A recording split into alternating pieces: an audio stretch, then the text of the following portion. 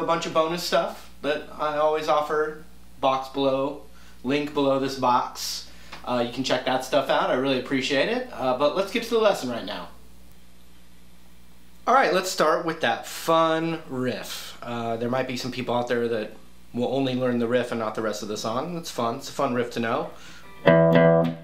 Starts with 2 open E's, then the 4th fret on that open E.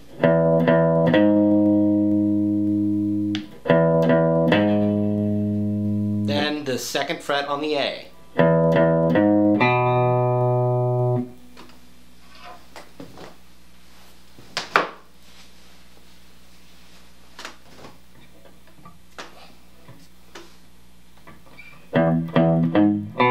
Then the open D.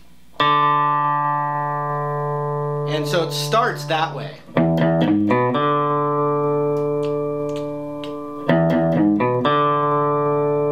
And then the whole riff starts, which is still the same, but then you need 3 more notes, and it's all on the D string, and it's 4, 2, 0.